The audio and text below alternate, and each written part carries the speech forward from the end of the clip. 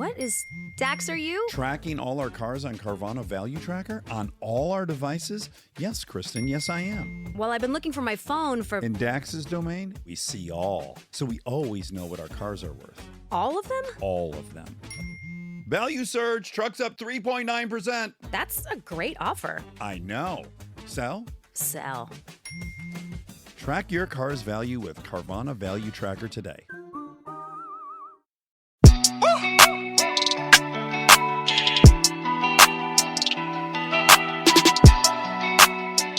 Welcome to another episode of Mama Mystery. I am your co-host, Austin. And I'm your host, Kelly. He just stole the intro right out from under me. Did a countdown, saw her get her breath to go, and then I took it away. Yeah. You're always taking my breath away, Austin. Oh! Vomit. Whatever, LaJolla girl.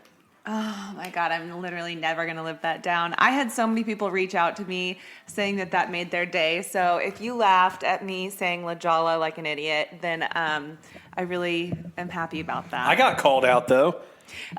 Yeah, because you referred to Dan as being placed up on a totem pole. And I meant to say a pedestal.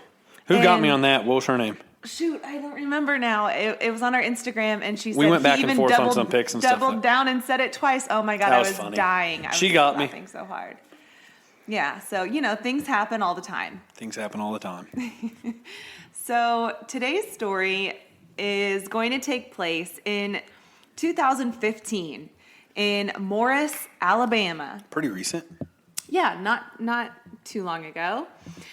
So Morris, Alabama is a super small town with a population of about 2,000 people, and it's named after Mary Hunter Morris, an early female pioneer in that region. I thought that was cool. Sure makes sense. Yeah, I mean, I just thought it was cool. It was named after this chick.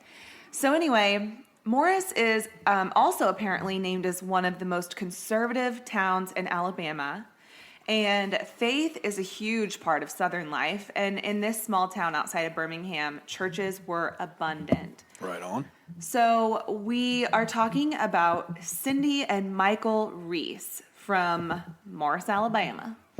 Cindy and Michael were married in 2009 after Cindy's first husband committed suicide. Ooh. And Michael had just gone through a divorce, and so they were both kind of just coming out of these sad relationships or sad endings to relationships. And they were hooked up by a couple of friends. And they belonged to the Sardis Baptist Church, where Cindy was the minister of music there. And their relationship seemed really strong and happy. Michael worked in IT at a hospital in Birmingham, and he was a computer whiz, like a self-proclaimed computer nerd. He was very smart, very friendly, very involved in the church. He was really funny, kind, the type of friend that you knew you could count on. And after Cindy and Michael got married, he ended up joining Cindy's church. And Cindy obviously was very involved in this church as well. She was the minister of music. I don't really know much about church. I don't know, especially when you get into these southern... I don't know. I don't know. There's so many different kinds of religions and stuff, and that maybe that's a conversation for another day. I'm not really versed. Yeah, or tied to one religion. I just let everybody do their thing, and I just mind my own business. Yeah, we just do us. Yeah. Shout out God. Hey God. Okay, that was weird. So anyway, back on track. So in 2013, the church brought in a new pastor because they felt like maybe a younger pastor would appeal to the younger members. So a man named Jeffrey Brown became the senior pastor at the church, and throughout 2014, that following year, the Brown family and the Reese family became really close. So Jeffrey and his wife had 2 kids, and Michael and Cindy would often babysit the kids for the Browns. And obviously Cindy is working in the church. Jeffrey is a pastor there. But if you know anything about small towns, you know that rumors, once they start swirling, they spread like wildfire. And this is a tiny town. It's 2,000 people. So, I mean, that's a really freaking small town. I've lived in a small town for a little bit, and It was like twice the size of that. That's about as small as I'd ever like to go. I would never even want to go that small. I can't handle it. Thank you. So it didn't take long for gossip to start that Cindy and Jeffrey were having an affair. And rumors started swirling that people were apparently having sex in this parking garage where Cindy worked as an accountant for the county. And somebody claimed that it was Cindy having sex with a man in a pest control truck. Well, Jeff, in addition to working as the pastor at Sardis Church, worked for a pest control company. But the thing is, these are not small people. Michael, Cindy, Jeff, they're all large people. Overweight is what I'm getting at. They're not just big and tall. They're big people. Biggins. And the truck was like one not of those. Not a big truck.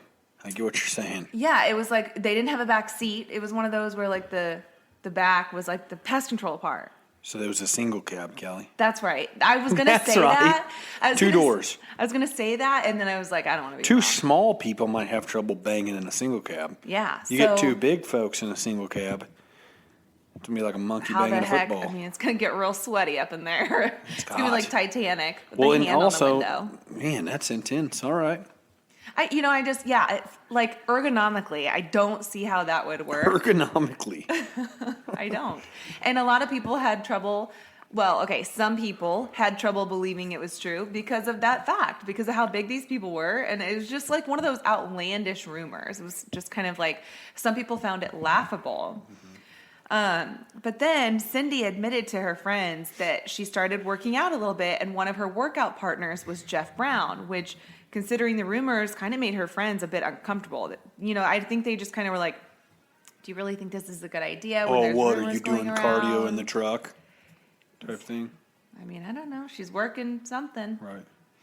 So Cindy claimed that at home, Michael was becoming less and less interested in her, that they stopped having sex, and that he spent more time playing games on his computer than with her.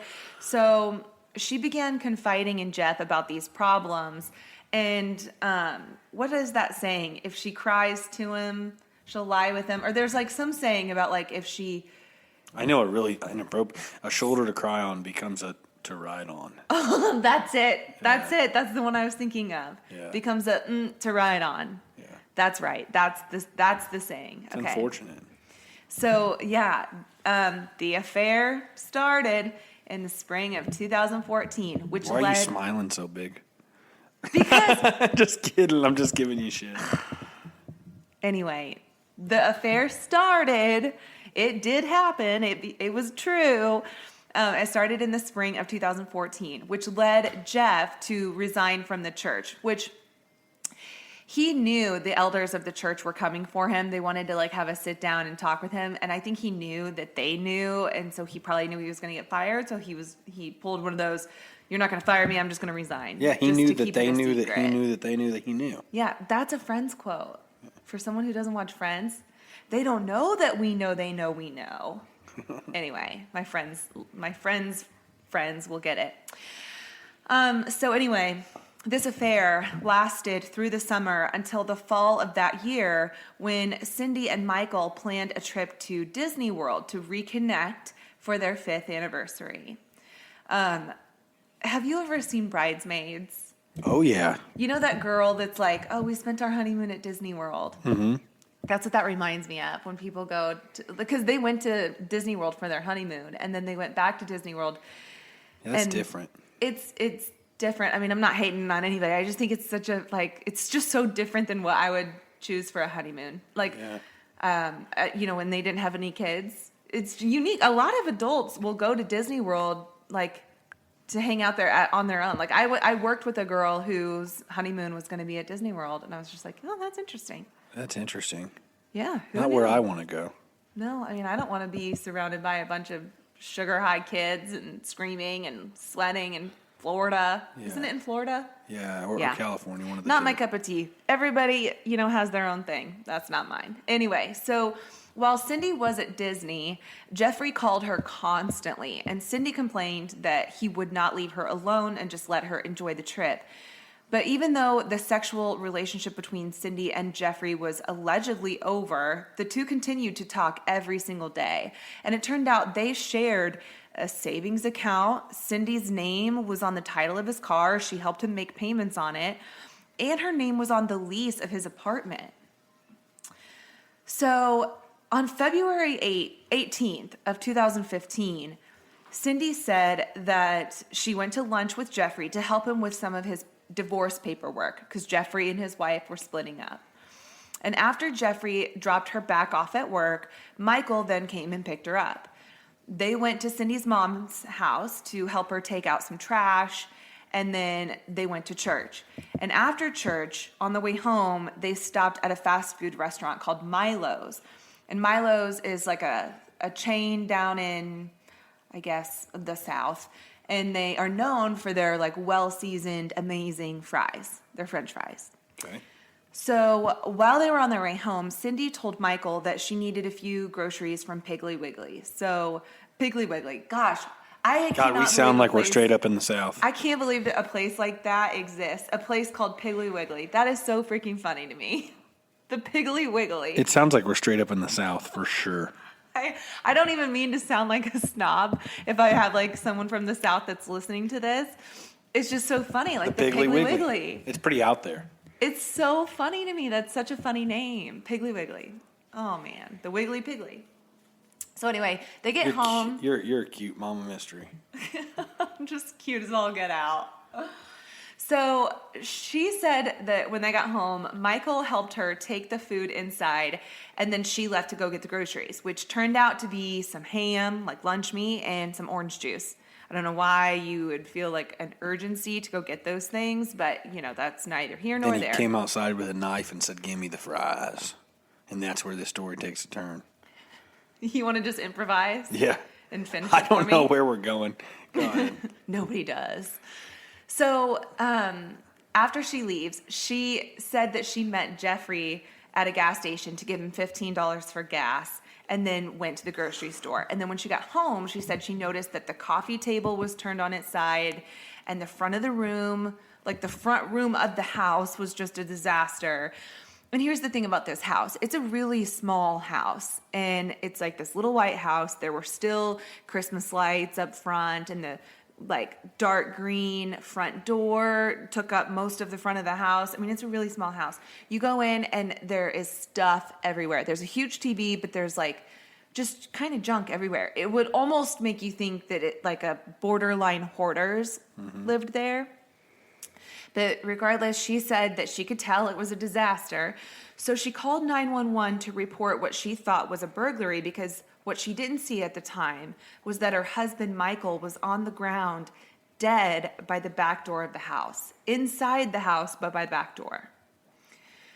So, of course, Cindy and Jeff were both brought in for questioning, because you have to remember, this is such a small town that when detectives heard the name of who was killed, they immediately recognized Cindy's name as being the woman caught in the parking garage getting it on in the pest control truck, right? Mm-hmm. So they're asking Cindy about this whole situation. She admits to having an affair with Jeff, but could not imagine who on earth would want to kill Michael. Gosh, as if that's not the worst position you'd ever want to be in. Right? Yes, I've been screwing this other guy. Yes, I was unhappy in my marriage. And yes, this guy really wants to be with me. But I don't know who would have killed my husband. Mm-hmm. So then they're asking Jeff the same questions. But he is just cool as a cucumber. And when the affair comes up, he literally says, "Hate the sin, not the sinner." Which I think is such a cop-out. Because he's literally like, yes, I do love her. Yes, I am in love with her. Yes, I do want to be with her in the future. I see a future with her. And, you know, when she told me that her and Michael were working things out, I was really upset. And then he started talking about how he knew about them, like, being in bed together, and he was sickened by the thought of Michael touching her. And it's like, but that's his wife. Mm-hmm. Like, you know, think about it. Yeah. But anyway, they end up asking him point blank if he killed Michael, and he says no, and he offers up an alibi that he was about 50 miles away on his way to his storage unit and a buddy's house.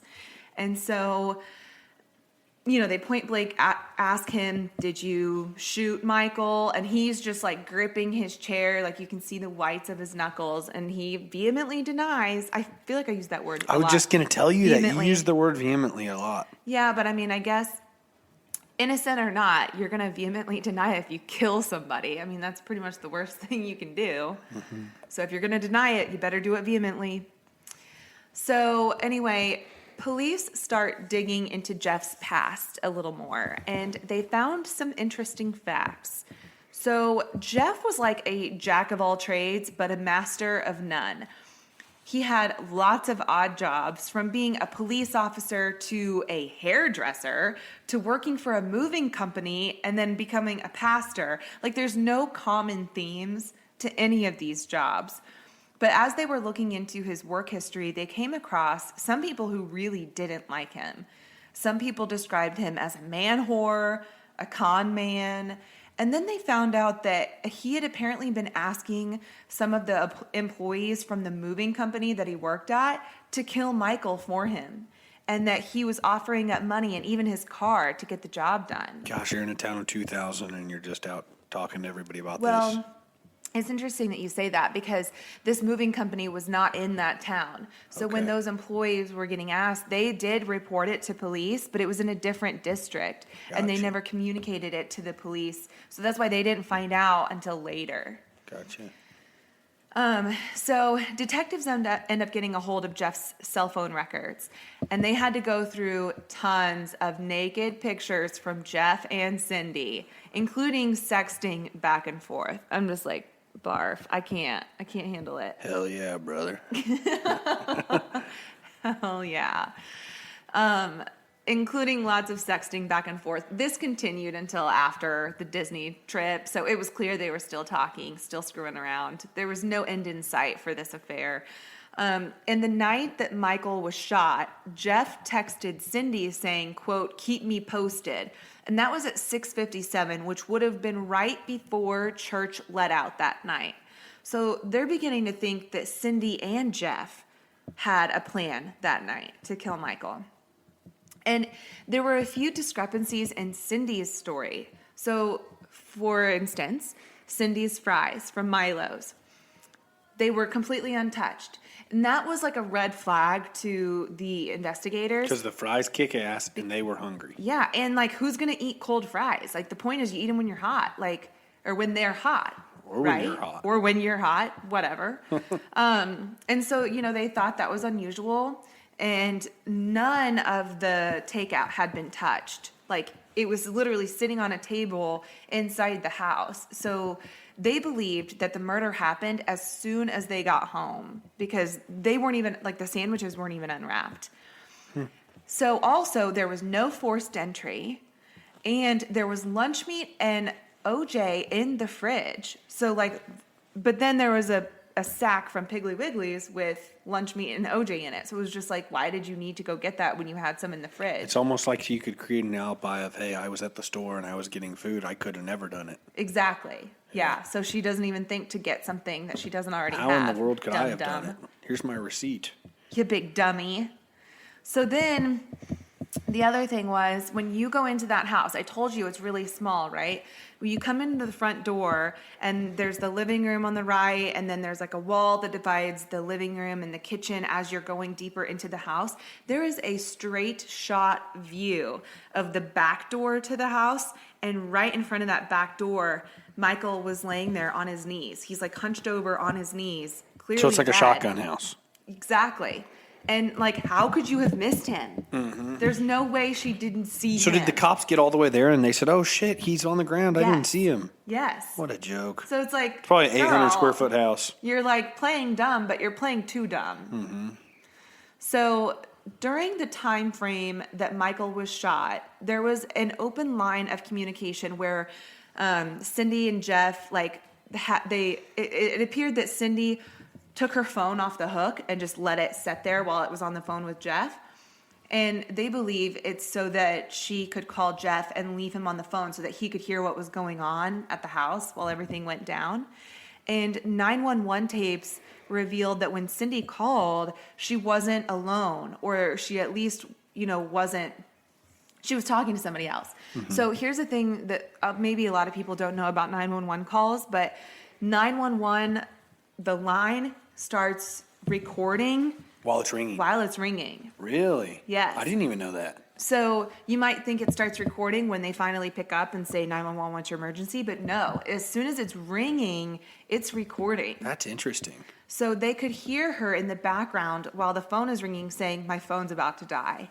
And it's assumed that she was talking to Jeff about her cell phone, saying her cell phone was about to Wow. die. I did not know that, Kelly.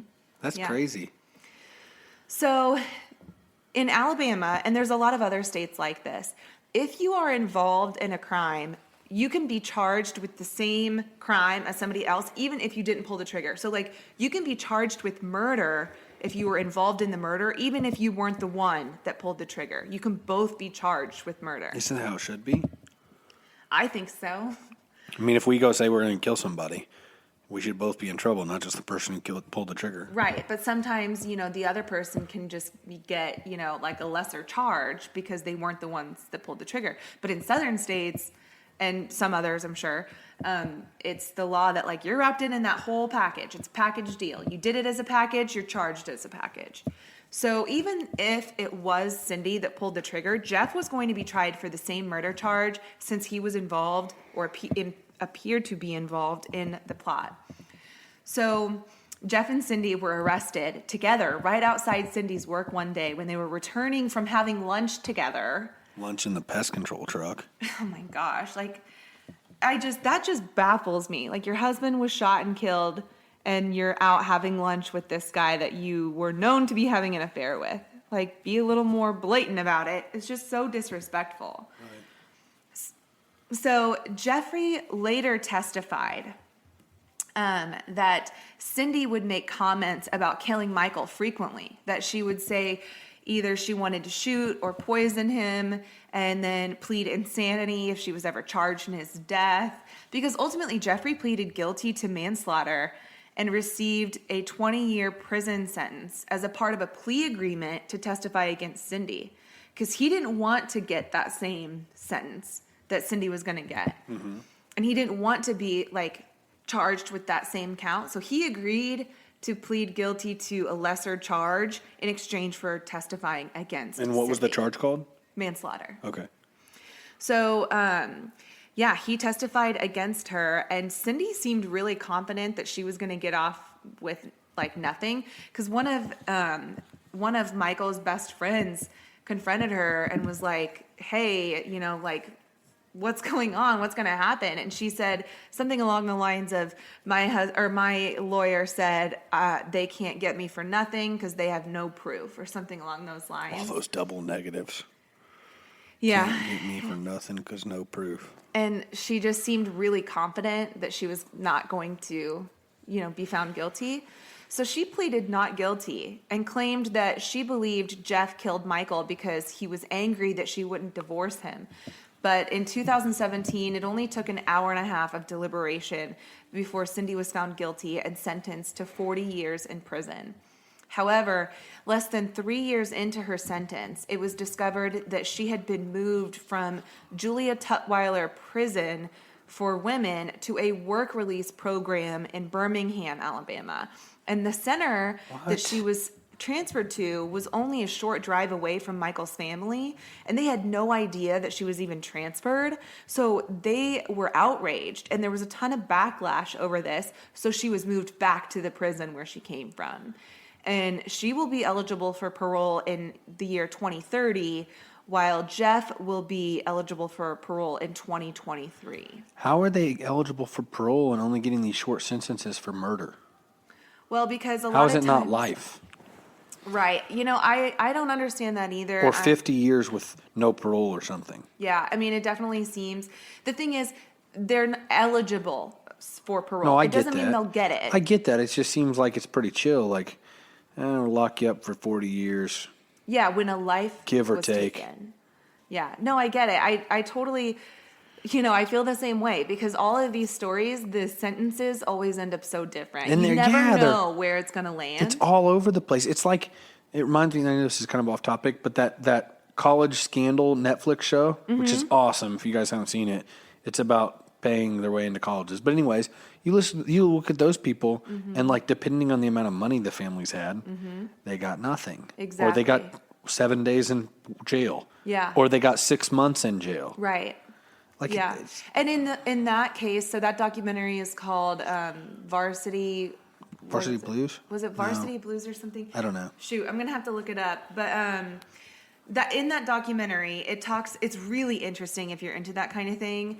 But they talk about how these super uber wealthy parents were paying to get their kids into these Ivy League colleges. Hundreds of thousands of dollars. Millions. Like, yeah, $2 million will backdoor you into USC, and we'll say your daughter was a water polo athlete. Yes. And then they crop pictures and stuff, and she'd get into USC as a water polo athlete and then not be an athlete. It was crazy. Yeah, so like the more famous people that were involved were the chick from Full House. What was her name? I don't remember. It was Olivia Jade is the girl, and then her mom. That, yeah. I can't remember. Then there were like some popular actresses that were involved in this scandal, and so anyway, at the end, it shows all these people who were indicted on these like fraud charges, essentially, and they had to serve anywhere from like 7 days to like 2 to 4 months in prison. Yeah. So even then, I mean, yeah, they're Operation Varsity Blues, the college admission scandal. You should watch it. Yes. Anyway, so back to Morris, Alabama. Oh, well, yeah. So, yeah, it all ties in because, you know, sometimes money can get you out of, it was Lori Loughlin. That was who I was trying to think of from Full House. But anyway, it just shows that sometimes, you know, money can get you out of a tricky situation, and sometimes it can't, but... And it's just inconsistent across the board. It's so inconsistent. Like, why is someone allowed to take a life and get 20 years and someone else is allowed to get a lot less? And somebody else gets 3 lifetimes with no parole, and it's like... But then you think about our Patreon exclusive episode on Dee Dee Blanchard, who killed her, or Gypsy Blanchard, who killed her mom. Yes. And she got 10 years. And she'll be able to get out in 7.5 as long as she's good. So, but then again, the circumstances are so different. Yeah. You know, Yeah, that one at least has some extreme circumstances. right? Because there's like kind of some self-defense involved in that story, at least. In this, it's just like Cindy wanted to avoid the shame of getting a divorce, and I think she also really wanted the sympathy of being the wife whose husband was killed, because in this small town and church and everything, I think she wanted that sympathy. Sympathy is a big driver, like a big motive for a lot of people when it comes to committing some of these weird crimes. And not just crimes, like committing weird lies in life. Like I went to school with somebody, like people who say they have cancer and they don't. And Yes. just different situations. It's just weird. It's so weird. Yeah. So anyway, that's the end of that. She'll be out whenever, I guess. I mean, he will be eligible in 2023. She'll be eligible in 2030. That's not a guarantee they'll get out at that time, but I feel like these last couple episodes haven't been as crazy. Like holy shit, like Kelly, I'm not going to sleep. Crazy. well, I've actually had some friends tell me that they had to stop listening for a minute because it was giving them nightmares. So I'm trying to throw in pepper Some in lighthearted some that ones. aren't as crazy. Yeah. Just because I don't want it to always. I set the bar too high. When I did that Lululemon episode, I set the bar way too high. It was such a curveball. I know. Yeah, it was a curveball. I feel like you could do another Jeffrey Epstein episode. Because You know- you did that so early, and it was. I think that's such an interesting case. I'd Same love with for you Chris to redo Watts. it without and Chris Watts. I'd love for you to redo those with now. I mean, you just keep getting more comfortable, Yeah. and I think they'd be good ones to go revisit. Yeah, well, let me know if you would like for me to redo the Chris Watts story or the Jeffrey Epstein story or Yeah. even the Lori Vallow story, because that was another one of the early ones. Yeah. If you've made it this far, I appreciate you so much for listening. Thank you so much. We'll see you on Monday. Share it with your friends. Tell everybody. Tell the world. Mama, mystery.